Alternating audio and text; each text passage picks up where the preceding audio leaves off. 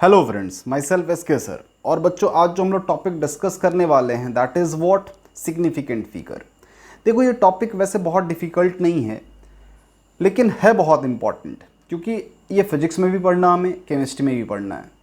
और ये टॉपिक ऐसा है कि आप अगर बुक्स की बात करोगे तो आपको कुछ रूल्स मिलते हैं जो बहुत अच्छे से आपको समझ नहीं आते, और मैक्सिमम टीचर्स आपको रूल्स ही एक्सप्लेन करते हैं और आपको फील आता है कि भाई सिग्निफिकेंट फिगर हमारा हो गया। तो वैसा नहीं है। सिग्निफिकेंट फिगर बहुत ही कंसेप्चुअल टॉपिक है। इसमें छोटे छोटे कंसेप्ट्स हैं जो बहुत अच्छे तरीके से आपको समझ आने चाहिए। Then only it will be possible for you people to understand this topic completely. तो I will try my best कि हर छोटी से छोटी चीज़ मैं आपको एक्सप्लेन करूँ, समझाऊँ।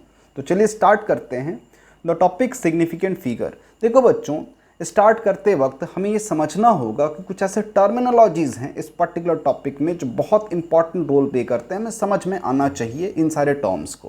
देखो, सबसे पहले तो सिग्निफिकेंट क्या होता है। सिग्निफिकेंट का मतलब बहुत सिंपल, क्या समझते हैं? इंपॉर्टेंट। प्रिसीजन क्या है? प्रिसाइज वैल्यू क्या है सर? तो अगर आप इस पूरे टॉपिक के एस्पेक्ट को देखो तो आपको बात समझ में आएगी। It's all about experiments. अगर आप एक्सपेरिमेंट परफॉर्म करोगे तो कुछ ना कुछ मेजरमेंट होगा, कुछ ना कुछ ऑब्जर्वेशन होगा। तो अगर आपके ऑब्जर्वेशंस ऑल टाइम सेम हैं, अगर आपका result of measurement all time same है, चेंज नहीं हो रहा, बदल नहीं रहा, इसका मतलब यह है कि आप प्रिसाइज हो। और अगर आपकी रीडिंग्स बार बार अलग अलग आ रही हैं, इसका मतलब आप प्रिसाइज नहीं हैं। एक छोटे सा एग्जाम्पल से हम समझते हैं। जैसे सपोज करो एक बच्चा है जिसका नाम आदित्य है। अगर उसको पहले एग्ज़ाम में भी, जो हाफ ईयरली का एग्ज़ाम है, 90%, फाइनल एग्ज़ाम है 90%, अगले साल भी हाफ ईयरली एग्ज़ाम होता है 90%, फिर से 90%, तो उसे हम क्या बुलाएंगे? बच्चा बहुत प्रिसाइज है। एक ऐसा भी बच्चा हो सकता है जिसको पहले एग्ज़ाम में 40, दूसरे में 85, फिर तीसरे में 35, चौथे में 90। तो वैसा होता बहुत कम है, लेकिन फिर भी इस केस को हम क्या बुलाएंगे? ये बच्चा प्रिसाइज नहीं है। तो अगर आपकी रीडिंग्स बार बार बदल रही हैं तो it means you are not precise. That is not at all any good sign for any experiment. आपका डेटा क्या होना चाहिए? प्रिसाइज तो होना ही चाहिए। अब रही बात यार एक्यूरेट क्या होता है, तो एक्यूरेट इट्स क्वाइट ऑब्वियस, कुछ ना कुछ ट्रू वैल्यू होगी जो हम अचीव करना चाहते हैं। जैसे फॉर एग्जाम्पल, अगर हम जी के वैल्यू की बात करें, स्मॉल जी 9.8 जो आना चाहिए, अगर आप उसको लैब में परफॉर्म करते हो तो आप नोटिस करोगे आपकी वैल्यू कभी भी 9.8 नहीं आती। वो कुछ ना कुछ 9 के आसपास, 8 के आसपास, 7 के आसपास कुछ ऐसी वैल्यू रहती है। तो जिस बच्चे की वैल्यू 9.8 के नज़दीक है वो एक्यूरेट भी है, प्रिसाइज भी है। मतलब ऐसा नहीं होना चाहिए पहली बार में 9.8 और दूसरी बार में 6.8, तीसरी बार में 7, चौथी बार में 8। ऐसा नहीं होना चाहिए। पहली बार भी 9.8 के आसपास, दूसरी बार भी 9.8 के आसपास, तीसरी बार भी 9.8 के आसपास, तो वो बच्चा कहलाएगा precise as well as accurate. लेकिन अगर किसी बच्चे को पहली बार में भी 8, दूसरी बार में भी 8, तीसरी बार में भी 8 के आसपास ही वैल्यूज मिल रही हैं, तो बच्चा कहलाएगा प्रिसाइज बट नॉट एक्यूरेट। समझ आ गया? प्रिसाइज किसे कहते हैं, एक्यूरेट किसे कहते हैं। और एक वो भी बता देता हूँ यार, जो प्रिसाइज नहीं है, जो बताया मैंने रैंडम, पहली बार किया 5, दूसरी बार किया 9, तीसरी बार किया 6, फिर 7, तो ये बच्चा नहीं प्रिसाइज है और ना ही एक्यूरेट है। तो आई थिंक आपको बहुत अच्छे समझ में आ गया होगा प्रिसाइज क्या होता है, एक्यूरेट क्या होता है। अब देखो यार, क्यों कोई प्रिसाइज होकर भी एक्यूरेट नहीं होता? तो प्रॉब्लम हो सकता है बच्चे इंस्ट्रूमेंट में हो। तो अगर आपका इंस्ट्रूमेंट बहुत अच्छा नहीं है, आपका सराउंडिंग बहुत अच्छा नहीं है, एटमॉस्फेयर बहुत अच्छा नहीं है, तो फिर बहुत सारे एरर्स आते रहते हैं। तो उस केस में आप प्रिसाइज तो हो सकते हो, आप अपनी तरफ से पूरी कोशिश करते हो, लेकिन सिंस इंस्ट्रूमेंट में ही फॉल्ट है, रीडिंग वो दिखा रहा है 7, चूँकि एग्जैक्ट रीडिंग आ रही है 9.5, तो प्रॉब्लम किस में? इंस्ट्रूमेंट में है। तो कभी कभी इस एरर की वजह से भी हम प्रिसाइज होकर भी एक्यूरेट नहीं हो पाते। जो बच्चा एक्यूरेट है और प्रिसाइज है, इट मीन्स व्हाट? उसमें कहीं भी कुछ भी फॉल्ट नहीं, उसके इंस्ट्रूमेंट्स भी अच्छे हैं और वो बच्चा भी अच्छा है। क्लियर है? और जो रैंडम है समझ ही जाओ, ठीक है, मन नहीं लग रहा उसका। तो होप आपको ये सारी चीज़ें बहुत अच्छे से समझ में आ गई होंगी। सिग्निफिकेंट क्या होता है, प्रिसीजन क्या होता है, एक्यूरेसी क्या होती है बच्चों। अब सवाल उठता है कि ये सिग्निफिकेंट फिगर चैप्टर ही क्यों नीडेड है? सर अगर ये चैप्टर नहीं होता तो फिर क्या दिक्कत थी? फालतू की परेशानी है यार, मैथ्स तो हम जानते ही हैं सब कुछ, क्यों इसके नंबर्स को हमें समझना है? सिग्निफिकेंट फिगर जैसे कि नाम में सजेस्ट हो रहा है कि इसमें कुछ ना कुछ डिजिट्स के बारे में कुछ हमें रूल्स बनाने हैं, फॉलो करने हैं। आखिर क्यों सर? देखो यार, नन ऑफ द एक्सपेरिमेंट या फिर इंस्ट्रूमेंट इज़ एरर फ्री। हर चीज़ में प्रॉब्लम है, हर चीज़ में प्रॉब्लम है, और हमें क्या करना है बताओ? उस प्रॉब्लम से ही सॉल्यूशन निकालना है ना। तो सबसे बेस्ट तरीका है कि बार बार हम इंस्ट्रूमेंट तो नहीं बदल सकते, बार बार हम अपने एक्सपेरिमेंट के सराउंडिंग को तो नहीं बदल सकते, सिचुएशन को तो नहीं बदल सकते, तो क्यों ना हम इसको मैथमेटिकली थोड़ा सा रेक्टिफाई करने की कोशिश करें। हम कुछ ऐसा करें जिससे कि हमारा एक्सपेरिमेंटल डेटा हमें भी बहुत अच्छे तरीके से समझ आए और सामने वाले को भी बहुत, जिसको हम डेटा प्रेजेंट कर रहे हैं उसको भी सारी चीज़ें बहुत अच्छे से समझ आ जाए। तो हमारा डेटा कहीं ना कहीं दो चीज़ों को बताएगा। पहली चीज़, ध्यान से सुनिएगा, पहली चीज़, तो आप जो डिवाइस यूज़ करते हो उसकी एक्यूरेसी कितनी है, ये आपके डेटा से रिफ्लेक्ट होके आना चाहिए। अगर आपका डेटा डिवाइस की एक्यूरेसी को रिफ्लेक्ट कर पाता है तो सामने वाला समझ पाएगा कि हाँ भाई, आपका एक्सपेरिमेंट कितना टू द पॉइंट है। अगर आपके डिवाइस की एक्यूरेसी सामने वाले तक नहीं रिफ्लेक्ट हो पाती, नहीं समझ पाता सामने वाला, तो थोड़ा सा कंफ्यूज रहेगा। तो ये बहुत इंपॉर्टेंट एक मैसेज जाना चाहिए सामने वाले को जिसने हमारा डेटा रीड करा कि हाँ भाई, हमने कितनी मेहनत से, कितने अच्छे इंस्ट्रूमेंट्स का यूज़ करके उस डेटा को ले रखा है। तो इस वजह से एक मैथमेटिक्स तो बनती है यार। दूसरी चीज़, जब डिवाइस की बात हो ही रही है तो आप ये समझ लो, डोंट यू थिंक कि डिवाइस में भी तो एरर हो सकता है। तो सामने वाले को ये भी बात समझ में आए कि डिवाइस में एरर कितना है, ये डिवाइस एरर कितना करती है। तो कहीं ना कहीं डिवाइस का बहुत इंपॉर्टेंट रोल है किसी भी एक्सपेरिमेंट में, किसी भी मेजरमेंट में। तो उस डिवाइस के बारे में हमें कुछ ना कुछ तो मैथमेटिकली एक्सप्लेनेशन देना है, और वो मैथमेटिकल एक्सप्लेनेशन की क्या है? Significant figure. तो देखो यार, मैंने बहुत सिंपल यहाँ मेंशन कर रखा है कि कोई सा भी आप मेजरमेंट करते हो तो उसमें थोड़ा सा सर्टेन होता है, थोड़ा सा अनसर्टेन होता है। सर्टेन नॉर्मली स्टार्टिंग का पार्ट क्या होता है? सर्टेन होता है। जैसे कुछ भी एग्जाम्पल ले लो, अगर कोई आपसे पूछेगा कि आपकी हाइट कितनी है तो आप बताओगे जैसे 5 फीट 7 इंचेस। तो 5 फीट तो फॉर श्योर सही है, उस 7 इंच में थोड़ा सा एरर हो सकता है। इट मे बी पॉसिबल 6 हो, इट मे बी पॉसिबल 8 हो, इट मे बी पॉसिबल 6.876 हो। बात समझ में आ रही है? लेकिन 5 तो 100% सर्टेन है ना। तो कोई भी चीज़, स्टार्टिंग का डेटा सर्टेन होता है और आखिरी का डेटा क्या होता है? अनसर्टेन होता है। तो अनसर्टेनिटी कितनी है, ये सारी चीज़ें हमें इस चैप्टर में समझ आती हैं। और ये नॉर्मली मैंने जैसा आपको बताया अभी, इंस्ट्रूमेंटल एरर बहुत फ्रीक्वेंट होता है।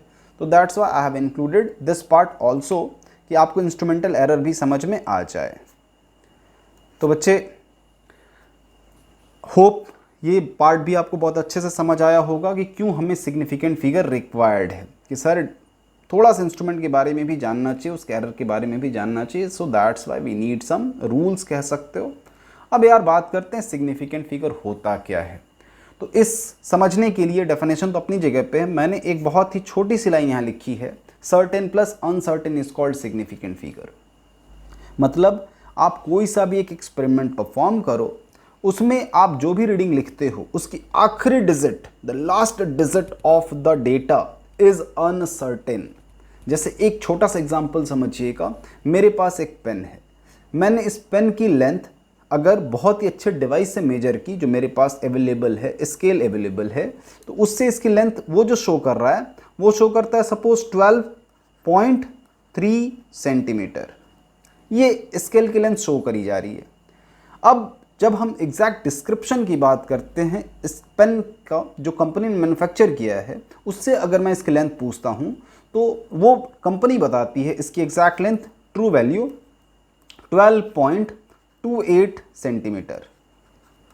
तो देख रहे हो आप, ये 3 ये मैंने मेजर किया और 2.28 ये कंपनी ने बताया। तो एरर बहुत थोड़ा सा है, लेकिन एरर तो है ना यार। तो इसका मतलब ये 3 क्या है? अनसर्टेन। इस 3 में थोड़ी सी सर्टेनिटी की कमी है। तो इसका मतलब ये है बच्चे कि ये जो स्केल मैं यूज़ करता हूँ या आप जो यूज़ करते हो उसमें लीस्ट काउंट कितना होता है, आप ध्यान से देखिएगा। तो सेंटीमीटर, जैसे उसमें डिविजन्स होते हैं ना, अगर हम 1 सेंटीमीटर की बात करें तो उसमें कितने डिविजन्स होते हैं? तो mm में डिवीजन होता है। 10 mm is equal to 1 centimetre, तो उसमें लीस्ट काउंट 1 mm का होता है। 10.1 सेंटीमीटर, 10.2 सेंटीमीटर, 10.3 सेंटीमीटर, 10.4 सेंटीमीटर, तो 1 mm का उसमें लीस्ट काउंट है। लेकिन बच्चे अगर आप जूम करके देखोगे 12.3 जो लेंथ बताई जा रही है, अगर आप थोड़ा सा उसको जूम करोगे तो आप नोटिस करोगे ये जो पेन की जो टिप है 12.3 सेंटीमीटर मार्क के 3 पॉसिबिलिटी हो सकता है उस लाइन के ठीक पास में हो, मतलब नीचे की साइड हो सकता है, उस लाइन के बीचों बीच भी हो सकता है उस लाइन के ऊपर हो। तो मतलब जो स्केल हम यूज़ कर रहे हैं यार, that scale itself has width in its lines, और लाइन में विड्थ होना is not a good sign. और जूम करके देखो, शायद आपको मैक्सिमम जितनी भी लाइंस ड्रॉ करी जाती हैं उसमें आपको विड्थ कुछ ना कुछ मिल ही जाएगी। तो विड्थ होने, लाइन में विड्थ होने का मतलब what, error. So that's Y आप अगर स्केल यूज़ करते हो जिसका लीस्ट काउंट 1 mm है तो एरर दिखाएगा ही दिखाएगा। और वो ये बताता है कि आपके पेन की लेंथ, ध्यान से समझिएगा, आपके पेन की लेंथ कितनी है 12.3 सेंटीमीटर। तो एग्जैक्ट अगर आप ट्रू वैल्यू की बात करो, true value will be in between 12.2 centimetre to 12.3 centimetre. और वैसा है भी, ये देखो यहाँ ट्रू वैल्यू मैंने लिखी है 12.28 is the true value which is in between 12.2 to 12.3। तो बच्चों ये देखो अपने खुद से एक्सपीरियंस करने की बात है कि आप कैसे चीज़ों को एक्सपीरियंस करते हो। तो बस एक मैसेज मेरा यही है यार कि कुछ भी अगर आप मेज़र करते हो तो उसमें कुछ ना कुछ एरर तो है, और एरर किस में है, हमेशा आखिरी वाले डिजिट में एरर होगा। जो भी लास्ट डिजिट होगा आपके ऑब्जर्वेशन का, मेजरमेंट का, एरर की पॉसिबिलिटी उसमें ही है। क्लियर है? तो यार ये था डेफिनेशन किसका, सिग्निफिकेंट फिगर का। कुछ भी सर हम एक्सपेरिमेंट करते हैं तो सर्टेन प्लस अनसर्टेन मिलता ही है। आखिरी वाले डिजिट को अनसर्टेन कहते हैं और बाद बाकी डिजिट्स क्या होती हैं, सर्टेन होती हैं। उन दोनों को मिला दिया जाए तो क्या बनता है, सिग्निफिकेंट फिगर। अब कुछ और फैक्ट्स हैं यार सिग्निफिकेंट फिगर के बारे में, बस ज़रा फटाफट समझ लेते हैं। तो और फैक्ट्स क्या है कि जैसे significant figure only when measurement is involved, ये एक्शन में कब आता है, सिग्निफिकेंट फिगर की चर्चा कब होती है, जब भी मेजरमेंट इन्वॉल्व होता है। हम एक्सपेरिमेंट करेंगे तो ही सिग्निफिकेंट फिगर की बात करेंगे। सिग्निफिकेंट फिगर जितने ज़्यादा होंगे उतना ज़्यादा एक्यूरेट मेजरमेंट होगा। ये कुछ फैक्ट्स हैं सिग्निफिकेंट फिगर के बारे में जो हमें समझना पड़ेगा। Sir this topic is related to experiment. Experiment में जितने ज़्यादा सिग्निफिकेंट फिगर्स अगर अवेलेबल हैं आपके पास उतना ज़्यादा एक्यूरेट मेजरमेंट है। आप देखो जैसे हम लोग अगर 100 मीटर रेस लगाते हैं यार, तो हम नॉर्मली सेकंड्स में बात करेंगे कि हाँ भाई ये कितने सेकंड में 100 मीटर कंप्लीट करा, 12 सेकंड में, 13 सेकंड में, तो 11 सेकंड में। हम बहुत एक्यूरेट नहीं होते उस केस में। लेकिन जैसे ही आप इंटरनेशनल रनिंग की बात करोगे 100 मीटर, फिर आपको बात समझ में आएगी। फिर सेकंड्स के अंदर भी कितने डिवीजन्स करके वो बताते हैं भैया। आप किसी भी 100 मीटर रेस को आप टीवी पे देखना, आपको बात समझ में आ जाएगी कि मीन्स वो लीस्ट काउंट बहुत बहुत बहुत बहुत कम रखते हैं। वो खूब सारे सिग्निफिकेंट फिगर्स बताते हैं उसमें, जिससे कि उनका रिजल्ट वेरी मच एक्यूरेट हो।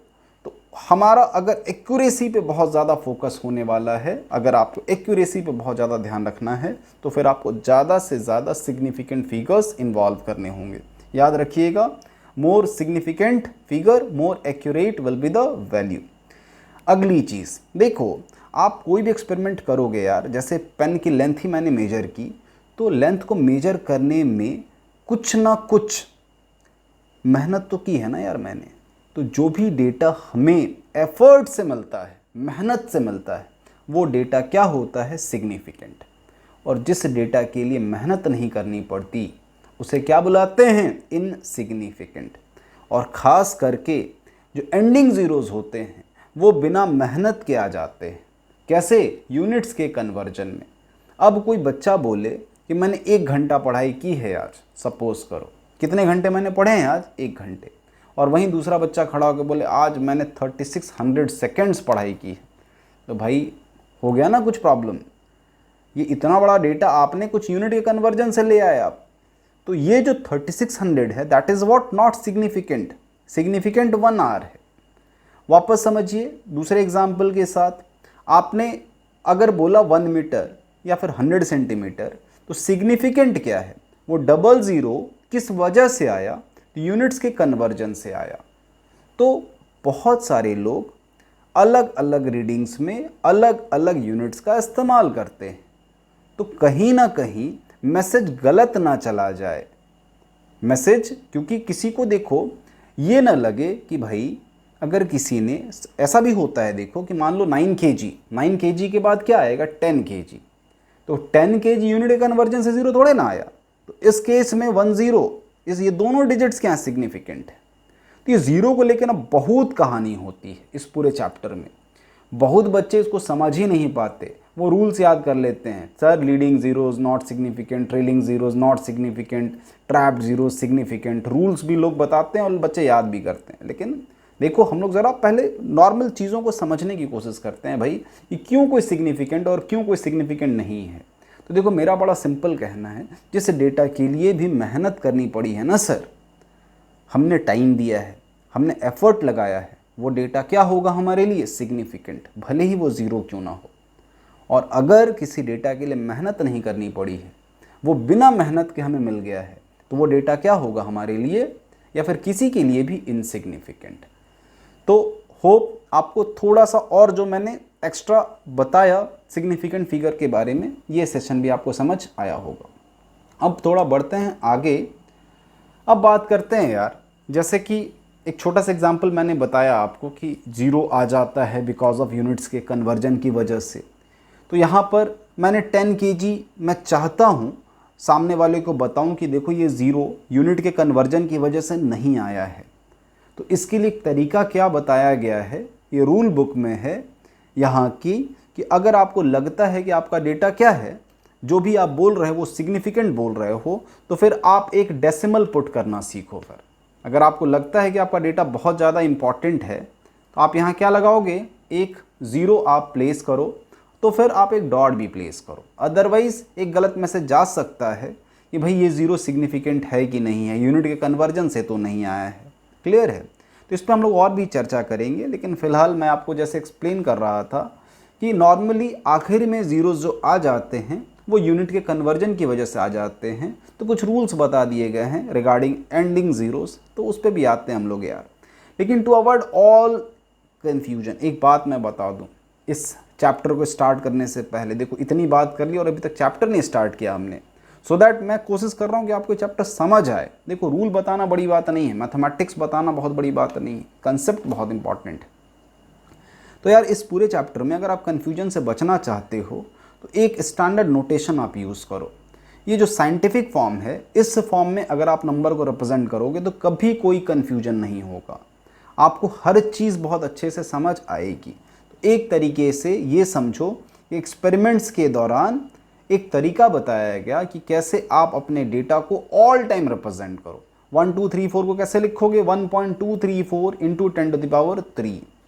ये सारा कुछ मैंने बता दिया है यहाँ, आप एक बार ही देख लेना, एकदम बहुत अच्छे से आपको समझ आ जाएगा कैसे हम किसी भी नंबर को साइंटिफिक फॉर्म में रिप्रेजेंट करते हैं।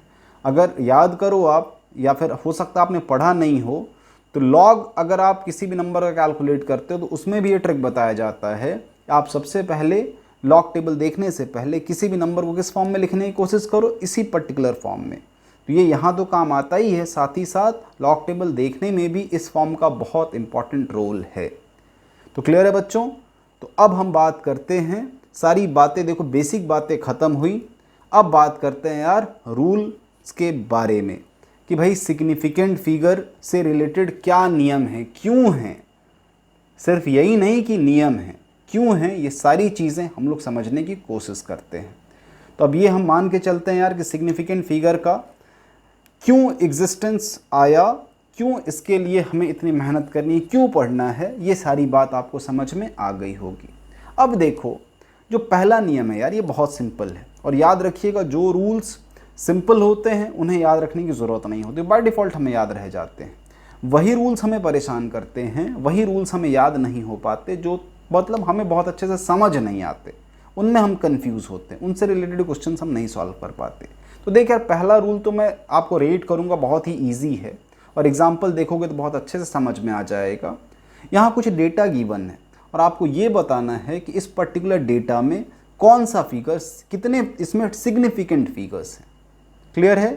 तो रूल कहता है कि अगर आपके पास नॉन ज़ीरो डेटा है, आपके पास जो डेटा, आपको जो डेटा दिया गया है वो नॉन ज़ीरो है, उसमें कुछ भी ज़ीरो नहीं है, इसका मतलब सारा का सारा डेटा क्या है? सिग्निफिकेंट। तो बहुत सिंपल है यार, नॉन ज़ीरो देंगे ना सर आप, तो हम उसको क्या बुलाएंगे? सिग्निफिकेंट। अब काउंट कीजिए, जैसे 1 2 3 8 है, 1 2 3 8, इसमें कितना सिग्निफिकेंट है? 1 2 3 8 4, तो यहाँ आंसर क्या हो गया? 4। क्लियर है? 12.347, तो डेसिमल से मत घबराइएगा, उससे हमें कोई फ़र्क नहीं पड़ता। काउंट कीजिए 1 2 3 4 7 5, तो आंसर 5। 9 सर सिंगल डिजिट, तो एक ही सिग्निफिकेंट फिगर है, आंसर 1। 1 2 3 कितने सिग्निफिकेंट फिगर्स हैं? 3। 82 दो सिग्निफिकेंट फिगर। तो आई थिंक पहला रूल तो बहुत सिंपल है सर। अगर आप नहीं भी बताते तो हम अपने नॉन ज़ीरो डेटा को क्या मानते हैं? हमेशा सिग्निफिकेंट। हम ये मान के चलते हैं इस डेटा के लिए हमने मेहनत करी है, ये डेटा मेजरमेंट के थ्रू ही आएगा, अदरवाइज़ कोई दूसरा ऑप्शन नहीं है। तो नॉन ज़ीरो डेटा तो क्या होता है? सिग्निफिकेंट ही होता है। अब देखो यार, जो भी कंफ्यूजिंग पार्ट है इस पूरे चैप्टर का वो है ज़ीरो वाले रूल्स। अगर आप ज़ीरो वाले रूल्स को बहुत अच्छे से समझ जाओगे तो आपको इस चैप्टर में कभी दिक्कत नहीं आएगी। तो सबसे पहले मैंने ज़ीरो को 3 पार्ट्स में डिवाइड कर रखा है कि ज़ीरो अकर कहाँ कहाँ होता है। तो देखो पहले पार्ट में ये मैंने बताया है कि zero can occur in a number by 3 ways. किसी भी नंबर में ज़ीरो को 3 पोजीशन आप दे सकते हो। जो पहला पोजीशन है वो इनिशियल ज़ीरो का है, आप स्टार्टिंग में लगा लो ज़ीरो। जो दूसरा पोजीशन है वो इन बिटवीन, आप बीच में इंसर्ट कर लो ज़ीरो। ध्यान से देखो, स्टार्टिंग ज़ीरो मीन्स व्हाट? 01 02 007 0.1। किसी भी नंबर के स्टार्टिंग में अगर आप ज़ीरो देख पाते हो तो एक ये पॉसिबिलिटी है ज़ीरो को प्लेस करने की किसी भी नंबर में। दूसरी पॉसिबिलिटी इन बिटवीन, आप बीच में, नंबर के बीच में ज़ीरो को इंसर्ट करते हो। और तीसरी पॉसिबिलिटी है ट्रेलिंग और टर्मिनेटिंग और एंडिंग ज़ीरोस, नंबर के आखिरी में आप ज़ीरोस को देखोगे। तो यही 3 पॉसिबिलिटीज़ हैं। अब यही 3 पॉसिबिलिटीज़ हैं अगर, तो इनके रूल्स क्या हैं? क्या इन तीनों केसेस में जो भी ज़ीरो अकर हो रहे हैं वो सारे सिग्निफिकेंट होंगे, वो इम्पॉर्टेंट होंगे, या फिर इम्पॉर्टेंट नहीं होंगे? तो ज़रा खुद से दिमाग लगाते हैं बच्चों पहले, और फिर हम बात करते हैं। सपोज़ करो हम यार अगर मेज़रमेंट लेते हैं तो ये 01 तुम्हें लगता है ये ज़ीरो सिग्निफिकेंट है? ऑब्वियसली नहीं है सर। 1 कहिए 01 कहिए, क्या मतलब है? तो इतना ये कंसेप्ट तो बच्चों को समझ में आ जाता है कि सर इसमें एक ही सिग्निफिकेंट फिगर है, इसमें कितना है?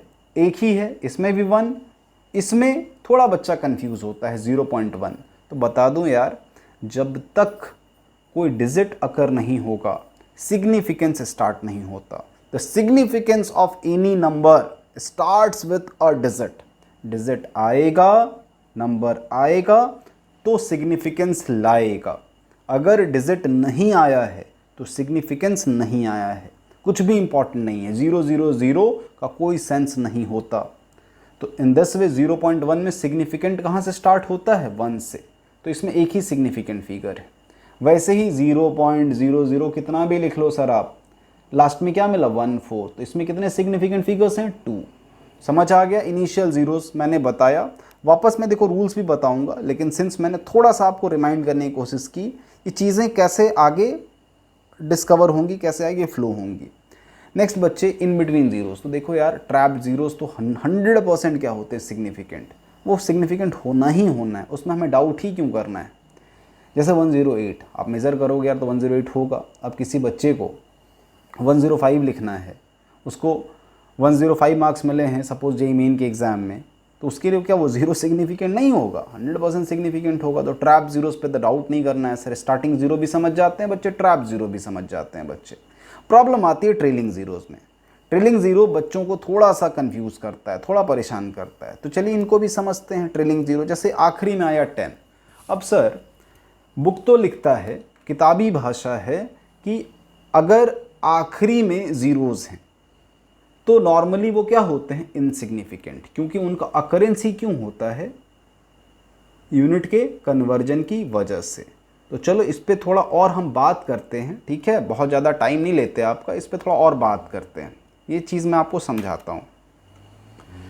तो चलो जैसा कि मैंने बताया 3 वैरायटी है, तो इनिशियल ज़ीरोज़ के ऊपर कुछ एग्जांपल्स हम देख लें।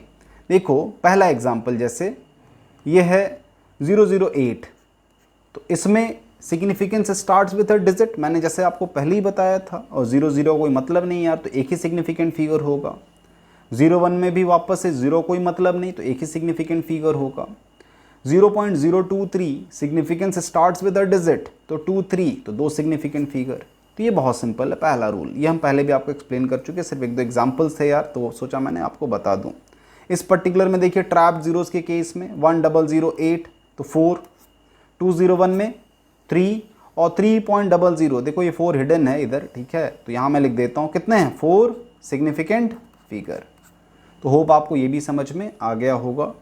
अब जैसा कि मैंने स्टार्टिंग में ही बताया था आपको, जो थर्ड रूल है वही थोड़ा सा कंफ्यूजिंग है, तो थर्ड रूल पे ज़रा चर्चा करें ध्यान से। अब तो देखो ending zeros are significant only if they appear after decimal. अगर डेसिमल पॉइंट के बाद 0 अकर होता है या फिर डेसिमल पॉइंट के पहले 0 अकर होता है, तो ही वो नंबर क्या कहलाएगा, या वो 0 क्या कहलाएगा, सिग्निफिकेंट। लेकिन याद रखिएगा डेसिमल से मतलब ये नहीं कि जैसे 0.00 लिख दिया, ऐसा कुछ 0.007 और बोला सर ये देखिए डेसिमल के बाद अकर हुआ है 0, तो ये सिग्निफिकेंट होना चाहिए। नहीं भाई, नंबर नहीं आएगा तो सिग्निफिकेंस नहीं आएगा, नंबर को तो आना पड़ेगा। क्लियर है? तो पहले नंबर और फिर डेसिमल, नंबर फिर 0 या फिर डेसिमल, नंबर आएगा उसके बाद से ही सिग्निफिकेंस की बात होगी। अदरवाइज बिना नंबर के सिग्निफिकेंस का क्या मतलब है, वो मीनिंगलेस बात है, तो ध्यान रखिएगा। अब आइए यहाँ पर देखो, इसमें डेसिमल नहीं है, 1000 में कोई डेसिमल नहीं है, इसका मतलब ये 000 की अकाउंटेबिलिटी 0 हो जाएगी, ख़त्म, कोई मान नहीं है फिलहाल, सिग्निफिकेंट फिगर वाइज तो कोई काउंट नहीं है। तो क्या इसे बोला जाएगा कितना सिग्निफिकेंट फिगर है, तो सिर्फ और सिर्फ 1। नेक्स्ट, इसमें भी सेम एग्जांपल आपको समझा होगा, सिर्फ 0 बढ़ जाने से कुछ नहीं होता, आप कितने भी ज़ीरोज़ लगा लो, अगर डेसिमल नहीं लिखते हो तो हम इन ज़ीरोज़ को कुछ भी काउंट नहीं करने वाले हैं in case of significant figure. तो this is equal to what, 1 significant figure. 3200 वापस से कोई डॉट नहीं है तो 2 सिग्निफिकेंट फिगर, और 12340 इसमें भी 4 सिग्निफिकेंट फिगर। तो कोई इसमें डॉट अकर हुआ ही नहीं, डॉट अकर नहीं हुआ तो आखिरी के जीरोज, एंडिंग जीरोज क्या होगा, इनसिग्निफिकेंट। इनका कोई इंपॉर्टेंट रोल रहा नहीं पूरे कैलकुलेशन में। ये क्या माना जाएगा, आखिरी के जीरोज क्यों अकर हुए हैं, बिकॉज ऑफ यूनिट कन्वर्जन। इस वजह से यूनिट कन्वर्जन तो करते वक्त हम कितने भी जीरोज आखिरी में इंसर्ट कर सकते हैं यार, फिर तो क्या सबको सिग्निफिकेंट मानेंगे, नहीं, उनको सिग्निफिकेंट नहीं मान सकते, क्योंकि वो डेटा आया है बिकॉज ऑफ यूनिट कन्वर्जन, तो वो एफर्ट से नहीं आया है, वो मैथमेटिकल कैलकुलेशन की वजह से आ गया है। Hence those zeros are not significant, उनको हम काउंट नहीं करेंगे। नेक्स्ट, थोड़ा सा कंक्लूजन है, समझ लो। Leading zeros never significant, trapped zeros always significant, और ट्रेलिंग जीरो आखिरी में जीरो है उसके लिए रूल्स पढ़ रहे हैं, लेकिन नॉर्मली ध्यान रखना डेसिमल लगना चाहिए, और फिर डेसिमल के बाद जो भी जीरोज अकर होंगे उसे हम क्या बुलाएंगे, सिग्निफिकेंट। डेसिमल के पहले जो भी जीरोज अकर होंगे सिग्निफिकेंट, बशर्ते कि नंबर सिग्निफिकेंट फिगर में एक नॉन जीरो डिजिट अकर हुआ हो, उसके बाद ही जीरो के अकर होने का, डेसिमल के अकर होने का कोई सेंस बनता है। विदाउट नंबर कितना भी डेसिमल अकर हो ले, जीरो कभी भी सिग्निफिकेंट नहीं बन सकता। तो नंबर बहुत इंपॉर्टेंट है। अब कुछ और एग्जाम्पल समझते हैं। देखो जैसे 1.000 नंबर आ गया तो सिग्निफिकेंस स्टार्ट हो गया, तो अब कितने सिग्निफिकेंट फिगर इसमें बोले जाएंगे, 4। 1 तो काउंट होना ही था, डॉट भी काउंट, डॉट के बाद ये 000 3 जीरोस काउंट हो जाएंगे, तो आंसर कितना हुआ, 4। इसमें देखिए आप 1 सिग्निफिकेंस मतलब एक तरीके से ऑन, तो 1 2 3 4 डॉट आया ना, इस वजह से इसके पहले वाले जीरोस भी सिग्निफिकेंट और ये जीरो भी सिग्निफिकेंट, तो 5 सिग्निफिकेंट फिगर। 3.14230 डॉट आया, तो इसका मतलब डॉट आया और नंबर आ चुका है, तो सर जितने भी जीरोज अब इस पर्टिकुलर नंबर में मिलेंगे सब के सब सिग्निफिकेंट ही हैं। 1 2 3 काउंट कर लो, 6 आएगा। इसमें देखो नंबर नहीं आया, और नंबर नहीं आया तो भैया सिग्निफिकेंस तो नंबर के आने के बाद से ही चालू होगा। तो ये स्टार्टिंग के 3 जीरोज डेसिमल आने के बावजूद इनसिग्निफिकेंट ही काउंट करे जाएंगे। कहानी में क्या लिखोगे आप 1 2, तो सिर्फ 2 ही सिग्निफिकेंट फिगर। नेक्स्ट पार्ट देखो, नंबर आ गया तो सिग्निफिकेंस ऑन हो गया, तो काउंट करना स्टार्ट कर दो 1 2 3 4, 4 सिग्निफिकेंट फिगर। 0.0 नंबर आया नहीं तो कोई सिग्निफिकेंट फिगर नहीं है सर, 0। देखो 0.0 डेसिमल के आने से सिग्निफिकेंस नहीं आता सर, नंबर के आने से सिग्निफिकेंस आता है। तो फिर इसमें कितने सिग्निफिकेंट फिगर काउंट करे जाएंगे, 1 से स्टार्ट होगा 1 4 0, 3 सिग्निफिकेंट फिगर। देखो आखिरी में 0 है, ये सिग्निफिकेंट क्यों है, क्योंकि डेसिमल के बाद आया है, डेसिमल के बाद आया है। So that's why I have considered this 0 as significant.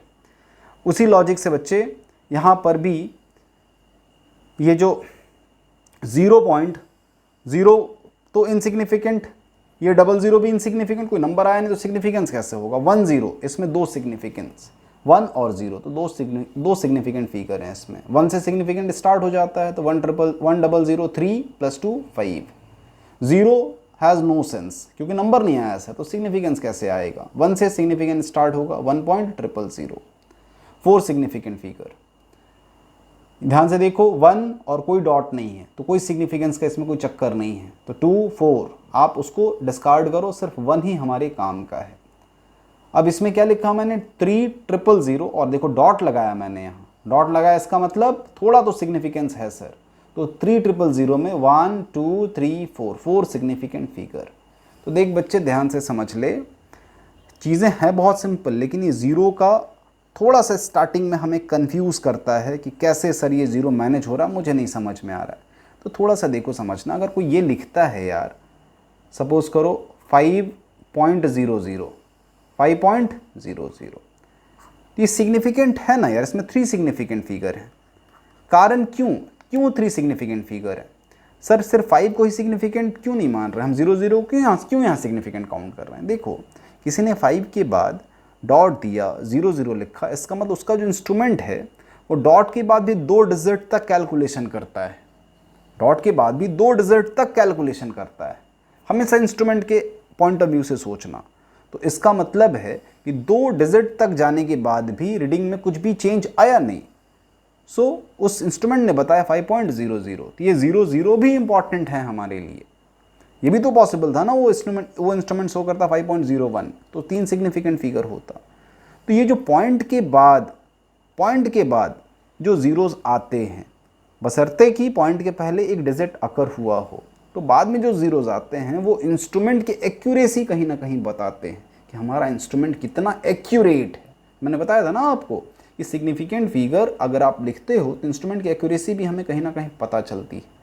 तो अगर डॉट के बाद कोई 2 डिजिट बता रहा है, 3 डिजिट बता रहा है, 4 डिजिट बता रहा है, तो समझ लो उसका लीस्ट काउंट उतना ही ज़्यादा कम है, वो इंस्ट्रूमेंट उतना ही ज़्यादा बेहतर है। क्लियर है। तो आई थिंक ट्रेलिंग जीरोस का भी कंसेप्ट आपको समझ में आ गया होगा। लीडिंग जीरो में तो कोई झंझट था ही, never significant, trapped zeros always significant, और फंसते कहाँ हैं हम, तो एंडिंग जीरोस में, ट्रेलिंग जीरोस में। तो इसमें भी मैंने बहुत सारे एग्जाम्पल्स आपको बता दिया, तो ये कंसेप्ट भी आपको समझ आ गया होगा। अब बच्चों बात करते हैं order of magnitude is never significant. ये बहुत सिंपल लाइन है। देखो यार, ऑर्डर ऑफ मैग्नीट्यूड का मतलब क्या है, हम यूनिट को चेंज करने के लिए इसका इस्तेमाल करते हैं। तो ये 10 के पावर में ये सारी चीज़ें अकर होती हैं। तो स्टार्टिंग में ही मैंने बताया इनका कोई बहुत ज़्यादा मतलब नहीं होता, तो इनको मत देखिएगा कभी भी। 10 के पावर में कुछ भी रहे उससे हमें कोई मतलब नहीं। आप सिर्फ यहाँ पे ध्यान दीजिए 1.234, 1 2 3 4, 4 significant figure, 7.7 and 3 significant figure, और काउंट कीजिए नॉन जीरो डिजिट्स हैं। तो जो आपके बेसिक रूल्स थे वो इन सभी नंबर्स में एप्लीकेबल होंगे। क्लियर है। इन सभी नंबर्स में 10 के पावर्स को आप छोड़ दीजिएगा हमेशा। तो ऑर्डर ऑफ मैग्नीट्यूड में हमारा सिग्निफिकेंट फिगर का कंसेप्ट बहुत ज़्यादा अप्लाई नहीं होता, उसको हम काउंट ही नहीं करते।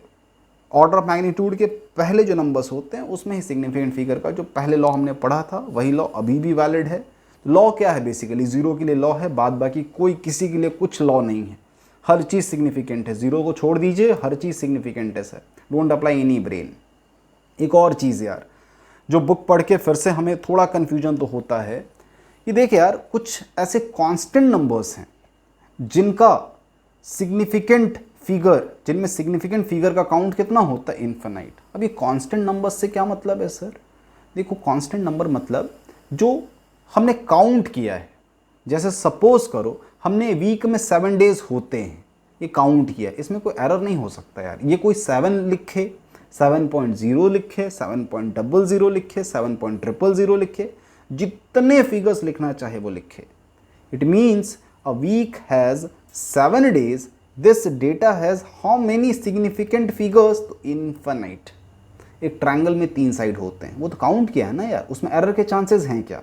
जिसमें एरर के चांसेस ही नहीं हैं उसमें सिग्निफिकेंट फिगर कितने होंगे, कितना डेटा उसमें सिग्निफिकेंट होगा, तो इनफाइनाइट। तो जिस डेटा में भी याद रखिएगा एक्सपेरिमेंटल डेटा है, अगर किसी ने आपको वो दिया है और बोला है कि 100% ट्रू है, तो आप उस ट्रू डेटा को कुछ भी लिखिए, मतलब कितने भी जीरोस आखिरी में आप उसके इंसर्ट कर दीजिए, वो 100% वैलिड है। इस वजह से एक लॉ ही बना दिया गया, एक रूल बना दिया गया कि अगर कोई डेटा काउंटेड है, एक्सपेरिमेंटल है, तो उस डेटा को कांस्टेंट है, उस डेटा में हम कितने सिग्निफिकेंट फिगर्स मान लेंगे, तो इनफाइनाइट। जैसे कि कुछ एग्जांपल्स मैंने यहाँ कोट करे हैं। एक राइट एंगल में कितनी डिग्रीज होती है, 90 डिग्री। तो ये फैक्ट है यार, आप इसको चेंज नहीं, कोई 90.00 भी बोल सकता है, 90.000 भी बोल सकता है, तो ये कभी चेंज नहीं होता। तो जो भी फैक्ट्स हैं, एक साल में 365 दिन होते हैं अगर, तो ये फैक्ट है, आप इसको फॉलो करोगे। एक महीने में 30 दिन अगर होते हैं, 31 दिन होते हैं, तो ये फैक्ट है, ये फॉलो करोगे। एक दिन 24 घंटे का होता है, ये फैक्ट है, ये मेजर नहीं किया गया है। क्लियर है? तो जो भी एक्सपेरिमेंटल डेटा होता है, सिग्निफिकेंट फिगर का कंसेप्ट उनके लिए एप्लीकेबल है। जो फैक्ट्स हैं उनके लिए सिग्निफिकेंट फिगर चैप्टर नहीं बनाया गया है। उनके लिए आपको नॉर्मल ही सोचना है कि भाई ये 100% ट्रू डेटा है, तो उसमें कितने सिग्निफिकेंट फिगर्स होंगे, तो इनफाइनाइट। होप ये समझ भी आ गया होगा। 5वां रूल क्या है? While changing the units significant figure doesn't change. तो बहुत सिंपल है ये रूल तो यार। ऑब्वियसली आप यूनिट कन्वर्जन करते रहोगे तो सिग्निफिकेंट फिगर थोड़े ना बदलेगा। अगर 1 मीटर है तो इसमें कितना सिग्निफिकेंट फिगर है, 1, तो आप इसको 100 सेंटीमीटर भी लिखते हो तो सिग्निफिकेंट फिगर नहीं बदलेगा। क्लियर है? तो ये चीज़ ध्यान रखिएगा फिर। तो अब तक देखो यार, बहुत मैं रूल्स में कंफ्यूज नहीं करना चाहता आपको, सिर्फ और सिर्फ जीरोस को ध्यान में रखिएगा। और जीरोस में भी कौन से जीरोस को? एंडिंग जीरोस को। और एंडिंग जीरोस के लिए क्या लाइन याद रखेंगे हम लोग कि significance start with digit. Digit आया सर, सिग्निफिकेंस का काउंट एक्टिव हो गया। अब हम काउंटिंग स्टार्ट कर लेंगे, उस डिजिट से काउंटिंग स्टार्ट हो जाती है। जो भी जीरो मिलेगा वो सिग्निफिकेंट हो जाएगा अगर डेसिमल प्रेजेंट है तो, और अगर डेसिमल प्रेजेंट नहीं है तो जीरो क्या हो जाएगा? इनसिग्निफिकेंट। तो अब बच्चे हम लोग बात करते हैं राउंड ऑफ। ये चैप्टर राउंड ऑफ के लिए ही बेसिकली बनाया गया कि कैसे हम अपने डेटा को राउंड ऑफ करते चले जाएंगे। तो इस सेशन में ये राउंड ऑफ का भी कंसेप्ट हम क्लियर कर लेंगे। देखो राउंड ऑफ का भी कंसेप्ट बहुत सिंपल है कि जैसे मैंने कुछ एग्जांपल्स ले रखे हैं, ध्यान से समझना, आपको सारी बात समझ में आ जाएगी। जैसे एक नंबर मुझे दिया गया 3.2 और बोला गया कि आप इसे राउंड ऑफ कीजिए अप टू 1 सिग्निफिकेंट फिगर। उसमें एक ही सिग्निफिकेंट फिगर वो चाहते थे।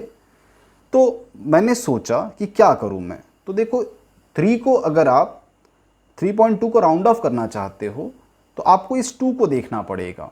2 को मतलब ये जो 3 के नेक्स्ट जो नंबर है उसको देखना पड़ेगा। अगर आप 2 डिजिट में राउंड ऑफ करना चाहते हो तो 2 डिजिट के बाद जो तीसरा डिजिट है उसको देखना पड़ेगा। अगर आप 3 डिजिट में राउंड ऑफ करना चाहते हो तो 3 डिजिट के बाद जो आखिरी नंबर है 4th डिजिट है उसको देखना पड़ेगा। अब उसके लिए ही ये सारे रूल्स बने। अगर वो 1 डिजिट में राउंड ऑफ करना है तो सेकंड डिजिट को देखिए, सेकंड डिजिट की वैल्यू अगर 5 से कम है, 1 डिजिट में राउंड ऑफ करना है तो सेकंड डिजिट देखिए, 2 डिजिट में राउंड ऑफ करना है थर्ड डिजिट देखिए, 3 में राउंड ऑफ करना है तो 4th देखिए। अगर यार वो जो नेक्स्ट वाला नंबर है जिसे हम देखना चाहते हैं वो अगर 5 से कम निकला तो फिर हमें कुछ भी चेंज करने की ज़रूरत नहीं है। जैसे कि 3.2 है, 1 डिजिट में राउंड ऑफ करना है, सर ये तो 5 से कम है, इसका मतलब जैसे ही ये 5 से कम है ये 3 को एज इट इज छोड़ दीजिए, आंसर 1 सिग्निफिकेंट फिगर में कन्वर्ट हो गया। ये देखिए 2.43, किसको देखेंगे हम? इसमें 4 को। सर 4 की वैल्यू 5 से कम है तो फिर आंसर सिर्फ और सिर्फ 2, no change, one significant figure. यहाँ पे ध्यान से देखिएगा, बहुत बच्चे गलती करते हैं सर 33.46 को 1 डिजिट में राउंड ऑफ करना है। तो 1 डिजिट में राउंड ऑफ करना है तो मैं किसको देखूंगा, इस 3 के बाद इस 3 को, इस 3 के बाद इस 3 को, और इस 3 की वैल्यू किससे कम है बताओ, इस 3 की वैल्यू 5 से कम है। तो हमारा आंसर बनता है 3 और आखिरी में मैंने क्या लगा दिया, 0। देखो 1 सिग्निफिकेंट चाहिए था, देख रहा, round off up to 1 decimal place, तो एक ही सिग्निफिकेंट फिगर मुझे चाहिए। जब एक ही सिग्निफिकेंट फिगर मुझे चाहिए तो यहाँ तो 3 है, कोई गलत नहीं। 0 क्यों लगाया सर फिर आपने, तो देखो यार तुम्हें थोड़ा अजीब नहीं लगेगा 33.46 को राउंड ऑफ करके कोई 3 लिख दे, तो यार किसी भी नंबर की इंटीग्रिटी नहीं बदलनी चाहिए। और यही छोटी छोटी चीज़ें हैं जो इस चैप्टर को बहुत दूसरे चैप्टर से अलग बनाती हैं। कॉमन सेंस बहुत इंपॉर्टेंट है। देखो यार, आइडेंटिटी नहीं बदलने को बोला गया है, सिग्निफिकेंट फिगर बदलने को बोला गया है। यहाँ पर कितना सिग्निफिकेंट फिगर है इसमें, तो सपोज करो 4 है, इसको रिड्यूस करके बोला 1 फिगर में ले आइए, तो 1 में ले आए तो इसको, इसका मतलब 3 लिखेंगे, तो 3 लिखेंगे सर 33.46 को आपने 3 लिख दिया, इजंट इट रेडिकुलस। तो क्यों ना थोड़ा दिमाग लगाया जाए। दिख रहा है ये क्या लिखना चाहिए, 30, ध्यान रखिएगा। और ऐसे बहुत सारे एग्जाम्पल्स मैंने ले रखे हैं राइट हैंड साइड में, आपको धीरे धीरे बात समझ में आ जाएगी। नेक्स्ट देखो, वापस से 2 डेसिमल प्लेसेस तक मुझे राउंड ऑफ करना है इसमें, तो वापस मैं 3rd डिजिट देखूंगा, सर 5 से कम है, तो leave it as it is 3.2। 2 digit तक राउंड ऑफ करना है, 3rd डिजिट देखिए, सर 5 से कम है, leave it as it is 2.9। वापस से 2 डिजिट तक ही राउंड ऑफ करना है, 3rd डिजिट देखिए 2 है, तो सर क्या करना पड़ेगा, leave your 33 as it is, 33 as it is. और नंबर की इंटीग्रिटी कितनी है भैया, 332, 330, 332। नंबर पढ़ने के स्टाइल को भी समझो, तो 330 पे राउंड ऑफ करके छोड़ दिया। देखो जो बोला गया है वही मैं काम कर रहा हूँ, 2 डेसिमल प्लेसेस, दिख रहा है ये, तो मैंने 2 सिग्निफिकेंट फिगर में इसको लाके छोड़ा है। आपको होप ये समझ आ गया होगा। नेक्स्ट क्या है, 3 डेसिमल प्लेसेस पे मुझे राउंड ऑफ करना है, 3.214, तो मैं 4 को देखूंगा, 4th डिजिट को देखूंगा, सर 4 से कम है तो leave it 3.21। 4th digit 2.93, 4th digit is 1, तो 1 को जब मैंने देखा सर 5 से कम है तो 2.93 as it is.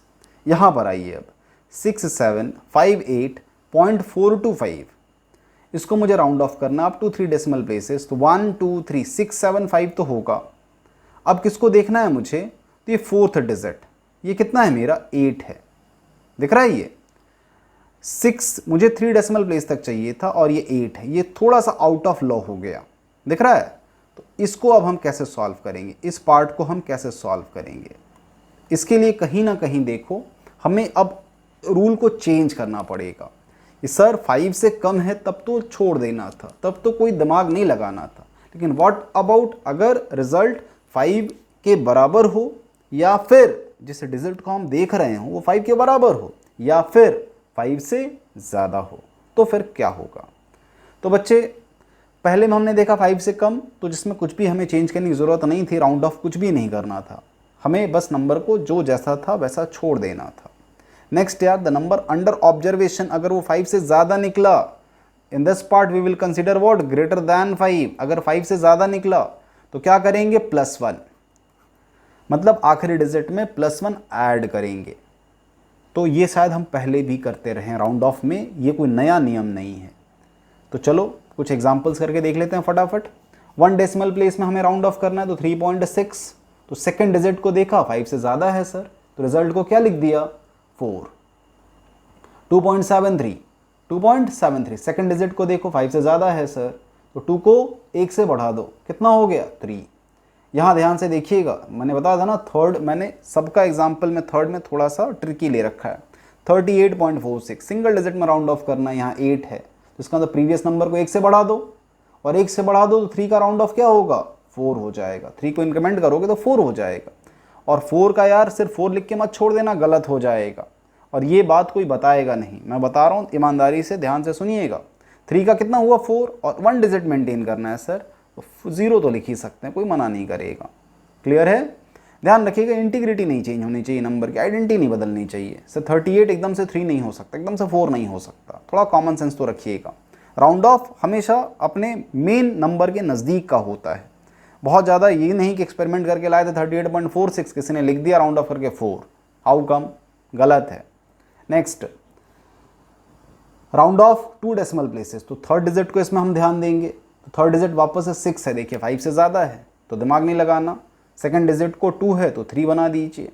2.678, third digit देखिए 7 है तो 6 का 7 कर दिया।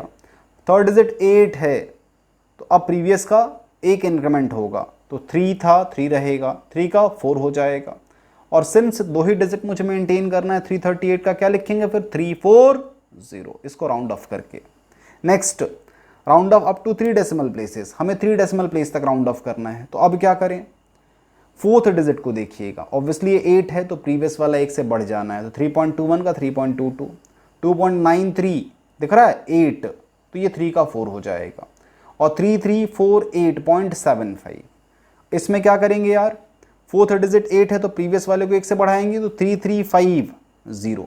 क्लियर है, ये पार्ट कुछ कटा नहीं है, ये पार्ट एकदम क्लियर है। तो होप आपको बहुत अच्छे से समझ में आ गया होगा। लेस देन 5 तो नो चेंज, और ग्रेटर देन 5 तो फिर सर +1। अब सवाल उठता है यार, अगर एग्जैक्टली 5 ही टकरा गया तो क्या होगा।